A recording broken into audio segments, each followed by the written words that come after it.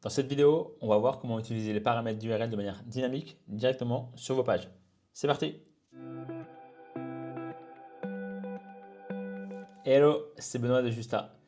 Donc dans les deux dernières vidéos, on a vu comment sauvegarder les paramètres d'URL au sein d'un formulaire et comment garder les paramètres d'URL après une soumission de formulaire, donc vers une autre page.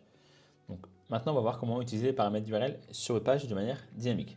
Donc pour ça, on va également utiliser l'attribut pour garder les paramètres d'URL à la soumission. Et ensuite, on va utiliser les paramètres du coup sur la page. Donc pour ça, j'ai un template sur lequel j'ai deux pages. Donc la première page, c'est une page form, enfin voilà, où il y a vraiment juste ce formulaire. Et c'est tout. Donc l'idée, c'est que ce form nous renvoie vers la page d'accueil qui, elle, va permettre d'accueillir ici dans cette variable name en fin de compte, le nom donc, qui est dans paramètres d'URL. On pourra aussi l'utiliser directement dans le formulaire. Donc, ce qu'on va faire, la première chose, c'est qu'on va retourner sur la page form et on va utiliser le script pour garder les paramètres d'URL. Donc, je vais le mettre dans le body, comme j'ai fait la dernière fois. Je vais rapidement. Ensuite, je vais identifier le form. Donc, je prends bien l'élément form, hop, celui-ci. Je vais également directement ici ajouter l'URL de redirection. Donc, dans mon cas, c'est la home page.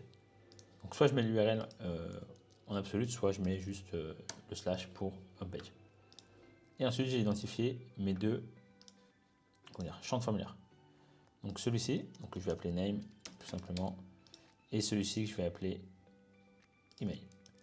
Et donc name et email seront en fin de compte les clés que j'aurai pour ensuite les utiliser. Donc on va regarder que ça fonctionne bien. Donc si je soumets mon formulaire ici,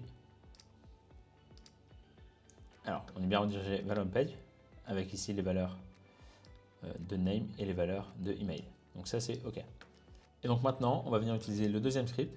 Donc, comme d'habitude, on met la doc en description. Donc ce script va nous permettre justement de capter la valeur de ces paramètres. Donc je fais copier, je retourne sur Webflow. Donc là je vais sur ma home page.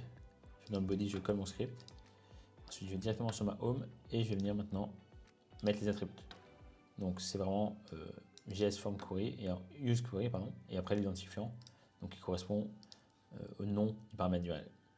Donc moi je vais le mettre ici. Donc là j'ai déjà créé un span pour identifier cet élément là. Donc là, je vais mettre name. Ici, je vais mettre name aussi. Donc, je vais aussi sauvegarder cette valeur dans mon formulaire. Et là, je vais mettre email, car j'ai aussi envie de garder cette valeur. Donc là, je publie. Et donc là, j'étais sur ma page ici, donc où j'ai mes valeurs qui sont vides en fin de compte.